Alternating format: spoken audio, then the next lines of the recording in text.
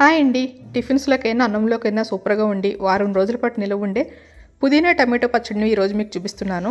అరకిలో టమాటాలు ముక్కలుగా కట్ చేసుకోవాలి. ఒక పెద్ద కట్ట పుదీనాను ఇలా ఒలుచుకొని శుభ్రం కడుక్కోవాలి. పచ్చిమిరపకాయలు ఇలా మధ్య కట్ చేసుకొని ఇప్పుడు పాన్ పెట్టుకొని ఆయిల్ హీట్ అయిన తర్వాత ఇప్పుడు 2 స్పూన్ల నువ్వులను వేసి అవి కొంచెం చిట్లిన తర్వాత కట్ చేసుకున్న పచ్చిమిర్చిని కూడా వేసి అవి కొంచెం కలర్ మారిన తర్వాత పుదీనాను వేసి పుదీనాలోని నీరు మొత్తం ఇంకిపోయి ఫ్రై అయిన తర్వాత దీంట్లో పులుపు తగ్గట్టు చింతపండు కూడా వేసుకొని ఇప్పుడు మొత్తం అన్ని ఫ్రై చేసుకున్న తర్వాత ఇప్పుడు లాస్ట్ అండ్ ఫైనల్గా 1/2 స్పూన్ జీలకర్ర అలాగే ఒక 10 వెల్లుల్లి రెబ్బలను కూడా వేసుకొని ఒక్కసారి కలిపి ఇప్పుడు వీటిని సెపరేట్గా మిక్సీ జార్లోకి తీసుకోవాలి. అదే ప్యాన్లో టమాటాలు మగ్గించడం కోసం 2 స్పూన్లు ఆయిల్ వేసుకొని మూత పెట్టి టమాటాల్లో వాటర్ ఇంకిపోయి తొక్క సెపరేట్ అయ్యే వరకు మగ్గించుకున్న తర్వాత కొంచెం పసుపు వేసుకుని కలుపుకుని స్టవ్ ఆఫ్కొని చల్లార్చుకోవాలి. ముందుగా పచ్చిమిర్చి పుదీనా మిశ్రమాన్ని మెత్తగా మిక్సీ చేసుకుని దానిలో టమాటాలను కూడా వేసుకుని దాంతోపాటు చిన్న బెల్లం ముక్క సాల్ట్ని వేసుకుని మెత్తగా మిక్సీ చేసుకున్న తర్వాత ఇప్పుడు వీటికి తాలింపు వేసుకోవాలి.